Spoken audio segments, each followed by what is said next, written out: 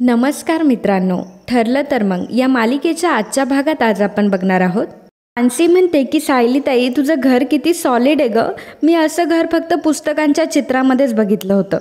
एवढ्यातच कल्पना आणि विमल तिथे येतात. कल्पना म्हणते की सायली, ही तुझ्या आश्रमातील मुलं आहेत. त्यावर सोमू म्हणतो की हो, आणि सोमू श्रेयश आणि मानसीची देखील ओळख करून देतो. त्यावर कल्पना म्हणते की अरे वा, एकदम चुणचुणीत आहे हा. बरं, मला सांगा की तुमच्यासाठी खायला काय बनवू. तर विमल म्हणते की त्याआधी मी तुमच्या सर्वांसाठी सरबत बनवते. कल्पना सर्व मुलांना डायनिंग टेबलवर बसवते, तर सायली कुसुमताईलाही बसायला सांगते. सायली, कल्पना आणि विमल मुलांसाठी आणि कुसुमताईसाठी जेवण बनवत असतात. तर सोमू आणि मानसी घरातल्या वस्तू बघत असतात. तेव्हा सोमू म्हणतो की आता ह्या जुन्या वस्तू इथं कशाला ठेवल्याय.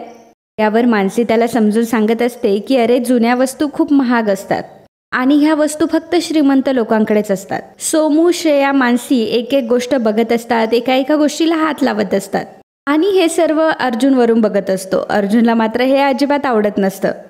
सोमू जेव्हा कुंडी बघत असतो तेव्हा अर्जुन त्याला तिथून जायला सांगत असतो. तेव्हा सोमू अर्जुनला म्हणतो की ओ काका. अर्जुन म्हणतो की काय. तर सोमू म्हणतो की नाही, ते अर्जुन भाऊजी. अर्जुन म्हणतो की एक मिनिट, मला जर दादा म्हटलास तर चालेल. सोमू म्हणतो की बरं दादा, तुम्ही या ना खाली, आम्हाला तुमच्याशी खूप गप्पा मारायच्या. अर्जुन म्हणतो की नाही, मी इथेच बरं आहे, यू कॅरी ऑन गप्पा. पुन्हा श्रेयश अर्जुनकडे येतो आणि म्हणतो की भाऊजी. तेव्हा अर्जुन म्हणतो की भाऊजी नाही, दादा म्हणायचं. श्रेयश म्हणतो की बरं दादा, ही गोष्ट खरंच महाग येते का, म्हणजे कितीला पडली. अर्जुन म्हणतो की तू ते का उचललंस, परत ठेव बरं. सायली पटकन येते, श्रेयसच्या हातातून ती वस्तू घेते आणि म्हणते की अरे बाळा, काय घेतलंस तू हे, चल बरं इकडे. पुन्हा ती वस्तू जागेवर ठेवून देते आणि मुलांना विचारते की मला सांगा बरं, काय करू तुमच्यासाठी खायला, तिखट करू का काहीतरी. सर्व मुलं म्हणतात की हो चालेल. सोमू तर मात्र सोफ्यावर डान्स करत असतो आणि म्हणत असतो की मी तर फक्त आता सोफ्यावर डान्स करणार आहे. अर्जुनला मात्र फार राग येत असतो. अर्जुन खाली येतो तर सोमू, श्रेयश आणि मानसी तिघही सोफ्यावर डान्स करायला लागतात आणि अर्जुनला उशा फेकून मारत असतात. बरं, अर्जुन त्यांना ओरडूही शकत नसतो. सायली त्यांना थांबायला सांगत असते, परंतु मुलं काय ऐकत नसतात. परंतु कल्पना म्हणत असते की खेळा मुलांनो. तर कुसुमताईला हेच हवं असतं की तिला अर्जुनला त्रास द्यायचा असतो. कुसुमताई म्हणते की अरे कल्पनाताई म्हणालाय की खेळा मुलांनो, तर खेळा आता. आणि मग मुलांची तर आणखी मज्जा होते. मुलं आणखी खेळायला लागतात, उड्या मारत असतात आणि अर्जुनला सुशा फेकून मारत असतात. अगदी सगळ्या घरभर मुलांचा दंगा सुरू असतो. कुसुमताई अर्जुनची हालत बघून म्हणते की अर्जुनराव, म्हणजे मुलांच्या खेळण्यामुळे तुम्हाला डिस्टर्ब तर होत नाहीये ना. कल्पना म्हणते की नाही हो कुसुमताई, आता कसं घर भरल्यासारखं वाटतंय बघा. तर सायली म्हणते की एका जागेवर उभे राहा बरं सगळे, अजिबात मस्ती नाही करायची हां. सायलीच्या ओरडल्याने सर्व मुलं गप्प बसतात. तेवढ्यात अर्जुनला फोन येतो. त्यामुळे कुसुमताईला अर्जुनला त्रास द्यायचा असतो. कुसुमताई मुलांना म्हणते की तुम्हाला माहिती आहे सायलीताई आता काय बनवणार आहे, शिरा बनवणार आहे, शिरा. आणि मग शिऱ्याचं नाव ऐकल्यावर सर्व मुलं पुन्हा ओरडायला लागतात. त्यामुळे अर्जुनला नीट फोनवरही बोलता येत नसतं. सर्व मुलं अर्जुनभोवती गोल गोल फिरत शिरा शिरा असं ओरडत असतात. अर्जुनला सर्व त्या गोष्टींचा त्रास होत असतो. अर्जुनला फोनवरही बोलता येत नसतं. कुसुमताई मात्र या सगळ्यांची मज्जा घेत असतात. शेवटी अर्जुन फोनवर बोलण्यासाठी तिथून निघून जातो. सोमू मानसी आणि श्रेयशला विचारतो की या खोलीत किती खोल्या असतील. तर मानसी म्हणते की 50. श्रेयश म्हणतो की नाही 100. कुसुमताई तिथे येते आणि म्हणते की अरे पोरांनो, 50-100 खोल्यांचं काय घेऊन बसलाय. तुम्हाला माहिती आहे का सायलीताईची खोली किती मोठी आहे. मी तर बघितली आहे, तुम्हाला बघायची आहे. मुलं म्हणतात की हो आम्हाला बघायची आहे. कुसुमताई म्हणते की बघायची ना तुम्हाला, जा बरं वर तिकडे बघा. आणि मग सगळी मुलं अर्जुन आणि सायलीच्या रूमकडे जातात. सर्व मुलं रूममध्ये येतात. अर्जुन आणि सायलीची रूम ते बघत असतात. अगदी एका गोष्टीकडे त्यांचं लक्ष असतं. तेवढ्यात श्रेयश म्हणतो की हा लॅपटॉप बघ, अरे हा चिडक्या बिब्बाचाच असणार. मानसी देखील म्हणत असते की सगळं किती छान आहे इथे, किती मस्त आहे. श्रेयश म्हणतो की ही खोली तर आश्रमातील हॉलपेक्षाही मोठी आहे. सोमू गादीवर बसलेला असतो आणि म्हणत असतो की ही गादी बघ ना, किती मऊ आहे. मानसी म्हणते की यात कापूस असेल की पिसं असतील, म्हणजे राजकन्येच्या गादीत असतात तशी. सोमू म्हणतो की त्याच्यामध्ये पिसेच असणार, आपली सायलीताई सुद्धा राजकन्या आहे. आणि तेवढ्यातच सायली मुलांना बघण्यासाठी तिथे आलेली असते. सायली मुलांना सांगते की मुलांनो हळू हा, खाली आवाज जायला नको. कुसुमताई तिथे येते आणि म्हणते की का गं, तुझ्या चिडक्या बिब्याला त्रास होईल का. सायली म्हणते की अगं असं नाही आहे कुसुमताई. तर कुसुमताई म्हणते की मग गप्प बस. श्रेयश म्हणतो की सायलीताई मला तुझी खोली खूप आवडली. त्यावर सायली म्हणते की ही माझी खोली नाही आहे. मानसी म्हणते की तुझी वेगळी खोली आहे, पण काकू असं म्हणत होत्या की नवरा बायको लग्न झाल्यानंतर एकाच खोलीत राहतात. सोमू उठतो आणि म्हणतो की नाही नाही, ही खोली फक्त चिडक्या बिब्याचीच असणार आहे. बघा ना, सगळीकडे त्याचेच फोटो लावलेत. आणि अर्जुनचा तो एक फोटो बघून सोमू म्हणतो की सायलीताई यामध्ये चिडक्या बिब्याने कपडे का नाही घातले. श्रेयश म्हणतो की अरे बावळट, तुला दिसत नाही का तो चिडका बिब्बा व्यायाम करतोय. मानसी म्हणते की सायलीताई इथं तुझे फोटोज का नाही आहे आणि मग तुझी खोली कुठे आहे. सायली म्हणते की नाही म्हणजे इथं मी राहते, पण माझं हे घर नाही ना. माझं घर तर तेच आहे जिथे आपण सर्वजण राहत होतो आणि आपण पुन्हा सर्वजण एकत्र त्या घरात राहणार आहोत. मानसी म्हणते की नाही, ते तर तुझं माहेर आहे आणि हे तर तुझं सासर. आणि मला माहिती आहे की लग्न झाल्यानंतर मुली सासरीच राहतात. मला तर हे काकूंनी सांगितलंय. मग तू का म्हणून आश्रमात परत येशील राहायला. कुसुमताई म्हणते की आता सांग हिला. त्यावर सायली म्हणते की थांबा, मी तुमच्यासाठी शिरा घेऊन येते पटकन. आणि सायली तिथून पळ काढते. तर मुलांचा खेळ हा सुरूच असतो. तर इकडे साक्षी ही प्रतापला कॉल करते आणि म्हणते की काका तुम्ही कसे आहात. प्रताप म्हणतो की मी ठीक आहे, तू कशी आहेस. अगं खरं तर मी तुला कॉल करणारच होतो. मैपतरावांचा सारखा फोन येतोय की जेवायला या, पार्टी करूयात. अगं पण वर्कलोड इतका आहे की मलाच जमत नाही आहे. साक्षी म्हणते की अण्णा तसेही आउट ऑफ टाऊन आहेत. पण काका मी तुम्हाला एका जरा वेगळ्या गोष्टीसाठी फोन केला होता. मला थोडीशी हेल्प हवी होती तुमची. त्यावर प्रताप बोलतो की अगं बोल ना मग. मला जेव्हा गरज होती तेव्हा तुम्ही मला मदत केली आहे. आता तुमच्या अडचणीच्या वेळी मी तुम्हाला मदत नाही करणार तर कोण करेल. साक्षी म्हणते की काका मला तुमच्यासोबत जरा अर्जुनबद्दल बोलायचं होतं. म्हणजे त्याची काही तक्रार वगैरे नाही करत आहे मी, फक्त तुमच्या कानावर थोडं टाकायचं होतं. मला माहीत नाही का, पण अर्जुनच्या डोक्यातला माझ्याबद्दलचा संशय जातच नाही आहे. तो तर दुश्मनच समजतो आम्हाला. आता वात्सल्य आश्रम मर्डर केसमध्ये आमची काहीच इन्व्हॉल्वमेंट नाही आहे याचे सगळे पुरावे दिलेत आम्ही. पण त्याने त्याचं जजमेंट पास केलं आणि मला अगदी गिल्टी डिक्लेअर करून टाकलंय. प्रताप म्हणतो की काय झालंय साक्षी, मला सांगशील. साक्षी म्हणते की अण्णांनी आश्रमाचा प्लॉट विकत घेतलाय, सगळ्या प्रोसिजर कंप्लीट केलाय आणि तिकडे काम सुरू केलंय. तर अर्जुनने त्यावर स्टे आणलाय. अर्जुनच्या कामाचा आता अगदी आमच्या कामावर सुद्धा परिणाम होतोय. तुम्ही आणि आम्ही एक फॅमिलीसारखे आहोत, म्हणजे अण्णांना आणि मला तरी असं वाटतंय.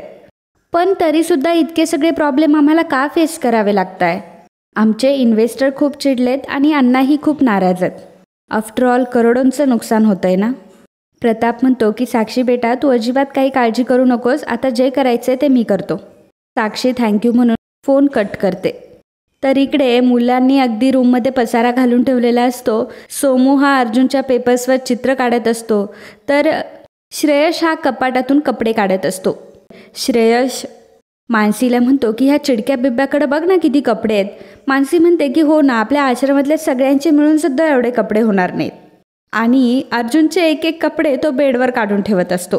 अर्जुनचा एक कोट देखील तो घालून बघतो आणि विचारतो की हा कोट मला कसा दिसतोय.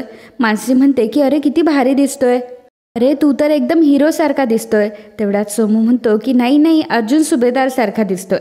मानसी म्हणते की हो, अर्जुन भाऊजी सुद्धा हिरोसारखेच दिसतात.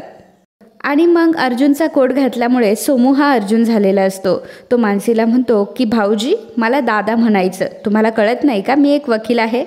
मानसी हसायला लागते आणि नंतर म्हणते की सॉरी वकील साहेब, तुम्ही आमच्या सायलीताईची काळजी घ्याल ना. आणि मग सोमू म्हणतो की ते तुम्ही बघा, इथे कायमचं राहायला या आणि मग बघा. एवढ्यातच श्रेयश उठतो आणि म्हणतो की आम्ही येऊ राहायला. सोमू म्हणत असतो की उठा बरं आणि माझ्या आणि सायलीच्या रूममध्ये दंगा करू नका, ऑर्डर. श्रेयश म्हणतो की असं वकील नाही, जज बोलतात, जज. तर इकडे कल्पना सायलीला म्हणत असते की सायली हे बघ शिरा होतच आलाय, आता मुलांना जेवणच जाऊ देत. सायली म्हणते की अहो आई कशाला. विमलताई म्हणते की आता जेवणसुद्धा होत आलंय तर मुलांना जेवणच जाऊ देत. सायली म्हणत असते की अहो आई कशाला एवढं करताय, मुलांना अगदी साधा स्वयंपाक आवडतो. कुसुमताई म्हणते की आधीच तुमचं घर भरून हरकून गेलीत मुलं, तुमच्या घरचं साधं जेवणसुद्धा त्यांच्यासाठी पंचपक्वानच असेल. तेवढ्यातच अर्जुन तिथे येतो. अर्जुन त्या तिघींना म्हणतो की अरे वा फंटॅस्टिक, मुलं निघाली वाटतं. पण मग कुसुमताई तर इथंच आहे आणि मग मुलांसोबत कोण गेलंय.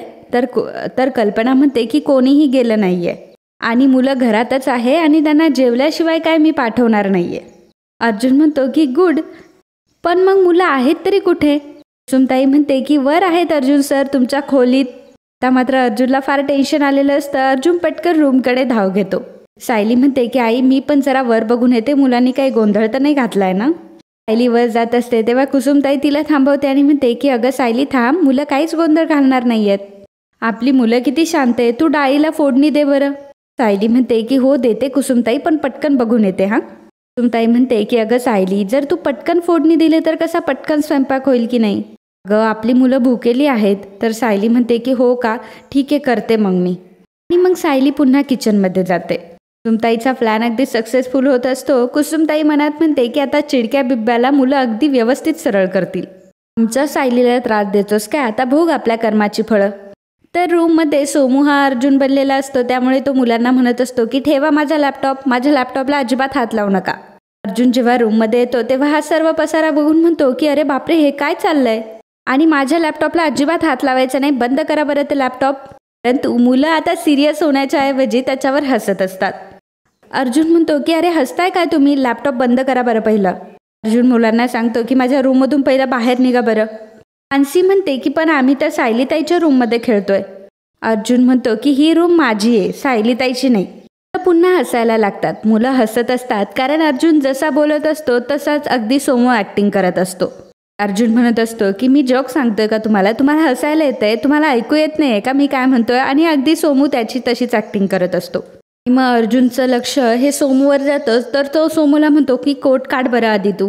तो मुलांना बाहेर काढून देत असतो तेव्हा मानसी म्हणत असते की हे घर काय तुमचं एकट्याचं नाही आहे, जेवढं तुमचं आहे तेवढं सायलीताईचं सुद्धा आहे. वर अर्जुन विचारतो की हे तुम्हाला कोणी सांगितलं.